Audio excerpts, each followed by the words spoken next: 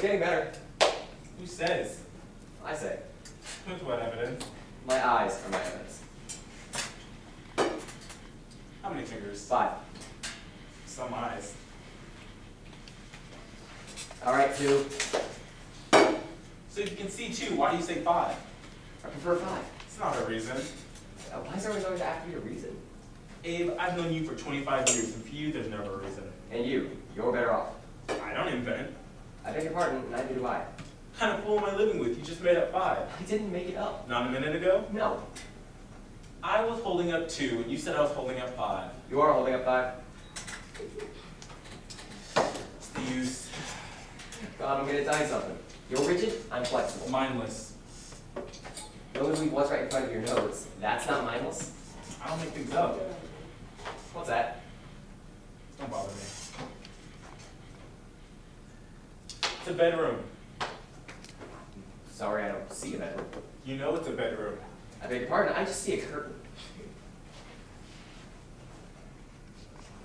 Oh, a bedroom. A curtain. A bedroom. A curtain. A bedroom. A curtain. A bedroom. A curtain. A bedroom. Is it always bedroom means like you can't see it? It's always a bedroom. So for you, it's always a bedroom. For me, it's always 5 fingers.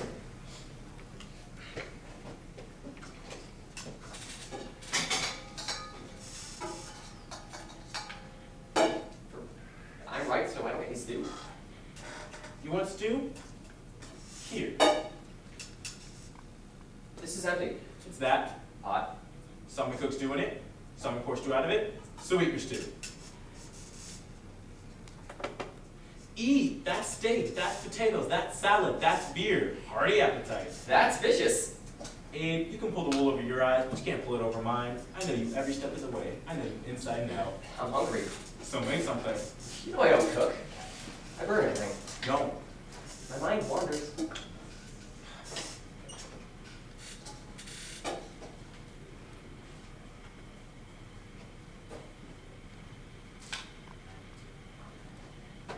This is uncooked.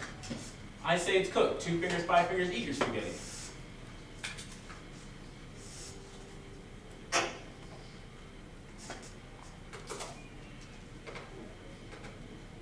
What will you learn? To be honest with you, I beg your pardon, Dr. Blanchett. Don't get personal. I like being made full of. You asked for it. I know I'm right. You may win the argument, but it doesn't mean you're right. I know who's right inside. You think so? I know so. With my ex-wife, I also lost all arguments. But you said I was always right. With her, you were right.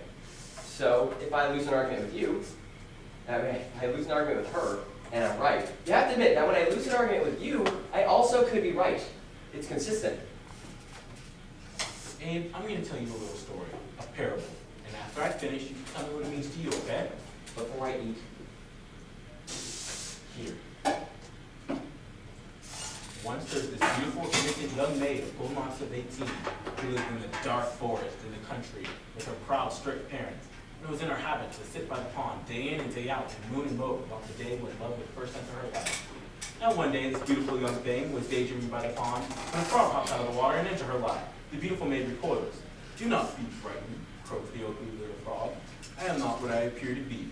I am in truth a handsome young prince cast under spell by a wicked witch, and the spell can only be broken when some fair maid takes me into bed with her to spend the night by my side." So the girl calms down and decides, why not?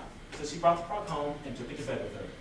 And lying next to her the next morning was this tall, handsome, naked young prince. And that's the way she explained it to her parents when they walked in on the two of them. What's the moral of the story? The moral of the story is you're a very cynical man. You want dinner, then discuss it intelligently. The moral is that you take a classic fable with charm and beauty that deals with dreams and imagination, and you turn it into some mental humor. That's the moral of the story, what you reveal of yourself. You would believe this girl's story? I beg your pardon, I wouldn't be your prosecutor, I'd leave that to you. Supposing you're the girl's father. Then I'd approach the problem with compassion. First, admitting it's a problem. A man at the head with my daughter. Until the situation's cleared up, I have to admit it's a problem. And then she tells you the story about the frog. And it clears up everything. You believe about the frog? What's important is she believes about the frog. You didn't bring her up to lie. You'd rather have her crazy than lie? What makes it crazy? Or hallucinating? That her mind can conjure with change, with ugliness turning into beauty, that's hallucinating? And what you see, only beauty turning into ugliness, that's reality? I beg your pardon, Conduit, you're living in a stacked deck. You give me a choice. I prefer frogs into princes over princes into frogs. Even if it's not so? How do we know? All I'm saying is we don't know. Do we know that you're Abe and I'm Con? In this life, yes. In this life. But maybe in another life. I was Abe and you were Con. It's possible. Anything's possible. That I was Mozart and you were Thomas Jefferson. It's unlikely, but it's possible. Or that I was Moses and you were Christ. It's possible. Abe, I'm gonna let you see what you just said. It's possible you were Christ. I didn't say probable, I said possible. And it's possible that if I rub that lamp, a genie will come out. All I'm saying is we don't know, do we?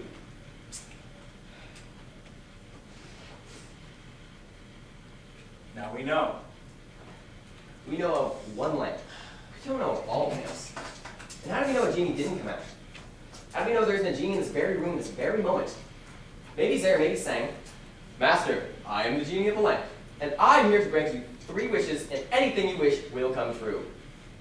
Maybe Zara, maybe been taught how to not see genies in our time, or hear them, or take advantage when they grant 3 wishes. That's all I'm saying. It's our fault, not his.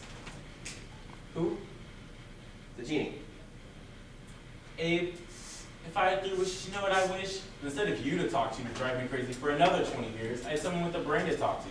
That's what I wish. Scene.